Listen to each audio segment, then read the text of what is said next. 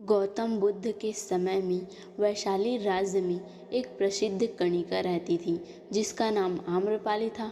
वह बहुत सुंदर थी और उसे नगर वधु घोषित किया गया, यानी पूरे शहर की पत्नी। आम्रपाली इतनी सुंदर थी कि उसके महल के द्वार पर सदा सोने के रथ खड़े रहते थे। यहाँ तक कि महान राजाओं को भी उससे मिलने के लिए इंतज़ार करना पड़ता था। वह केवल एक वेश्या थी, लेकिन वह इतनी अमीर हो गई थी कि वह राज्य खरीद सकती थी। आम्रपाली का शरीर जितना सुंदर था, उससे कहीं अधिक सुंदर उसकी आत्मा थी, जो सच्चे प्यार के लिए तरसती थी। क्योंकि आम्रपाली खुद से वैश्या नहीं बनी, उसे ज़बरदस्ती राजा ने वैश्या बनाया था। आम्रपाली के वैश्या बनने के पीछे एक कहानी है, जिसको मैं आगे के वीडियो में आपको ज़रूर बताऊंगी। आम्रपाली अपने ग्राहकों को बहुत प्यार करने का सिर्फ दिखावा करती थी, क्योंकि उसे इसके लिए भुगतान किया जाता है, लेकिन अंदर से वह उनसे बहुत नफ़रत करती थी, क्योंकि वह सभी उसका इस्तेमाल एक भोग की वस्तु के रूप में करते थे, एक इंसान के रूप में उसका सम्मान नहीं करते थे। एक दिन आम्रपाली अपने महल की बालकनी में खड़ी थी। अचानक उसने अपने महल के सामने से एक युवा बौद्ध भिक्षु को गुजरते हुए देखा, जिसके पास कुछ भी नहीं था सिवाय एक भिक्षा पात्र के, लेकिन उसके पास ज़बरदस्त जागरूकता थी और लोगों को खुद की ओर आकर्षित करने की अद्भुत शक्ति थी। जब युवा बौद्ध भिक्षु ने ऊपर की तरफ देखा तो आम्रपाली उसे देख रही थी। युवा भिक्षु ने आम्रपाली की ओर देखते हुए बेहद सम्मान भाव के साथ आम्रपाली को प्रणाम किया। आम्रपाली एकटक उस युवा भिक्षु को देखती रही और पहली बार आम्रपाली के हृदय में प्रेम का उदय हुआ, क्योंकि पहली बार किसी ने आम्रपाली को सम्मान की नज़रों से देखा। किसी ने पहली बार उसे इंसान होने का एहसास दिलाया। आम्रपाली तुरंत सीढ़ियों से नीचे उतरी और आकर उस युवा बौद्ध भिक्षु के पैर छुए और कहा, भंते, कृपया आज के दिन आप मेरे मेहमान बने और मेरे महल में चलकर भोजन स्वीकार करें। आगे आम्रपाली ने कहा, कृपया मेरे निमंत्रण को ना कहें, क्योंकि पहली बार मैंने किसी को निमंत्रण दिया है।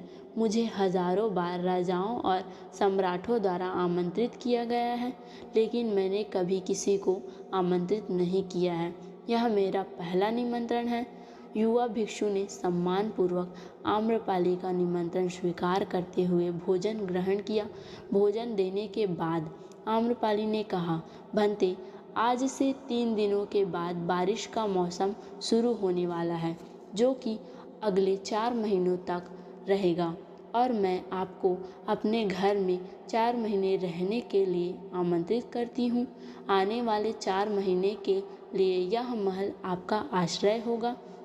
मैं आपको पूर्ण रूप से आश्वस्त करती हूँ कि मैं किसी भी प्रकार से आपके ध्यान की बाधा नहीं बनूंगी, बल्कि मुझसे जितना हो सकेगा आपके ध्यान की सुविधाओं का सुगम बनाने का प्रयास करूंगी।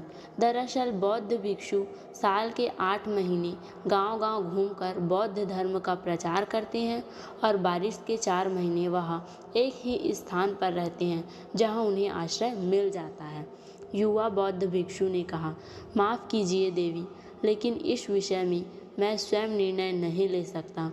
मैं आपके प्रस्ताव के विषय में बुद्ध से पूछूंगा। अगर वह मुझे अनुमति देंगे तो मैं आपके महल में आश्रय अवश्य ग्रहण करूंगा। इतना कहकर वह बौद्ध भिक्षु वहाँ से चला गया।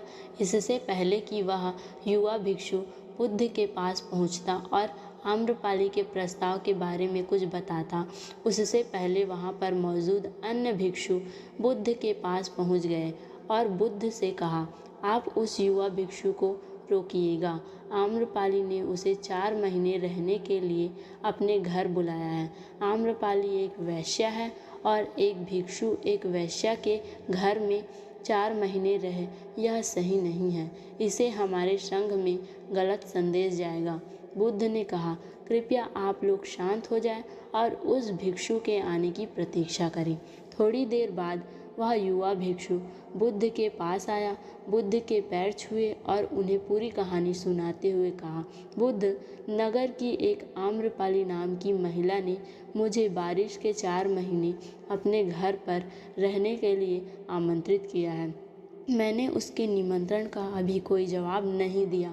मैंने उससे कहा है कि अगर आप मुझे उसके घर रहने की आज्ञा देंगे तभी मैं उसके घर पर रहने के लिए आऊँगा। अतः बुद्ध, आप जो कहेंगे मैं वही करूँगा। उस युवा भिक्षु ने आम्रपाली के विषय में वैश्या शब्द का प्रयोग न करते हुए केवल महिला शब्द का प्रयोग किया। बुद्ध ने उस युवा भिक्षु के आंखों में देखा और कहा, तुम रह सकते हो। तभी अचानक बूढ़ा भिक्षु खड़ा हुआ और बोला कि बुद्ध, यह सही नहीं है। यह युवा भिक्षु एक सच्चाई छुपा रहा है। इसका कहना है कि एक आम्रपाली नाम की महिला ने अपने घर पर रहने के लिए आमंत्रित किया है, लेकिन वह एक महिला नहीं है, वह एक वेश्या है। बुद्ध ने कहा, मैं जानता हूँ, और क्योंकि इसने वेश्या शब्द का प्रयोग नहीं किया है, इसका अर्थ है इसके मन में उसके लिए सम्मान का भाव है, इसीलिए मैं इसको वहाँ रहने की अनुमति दे रहा हूँ।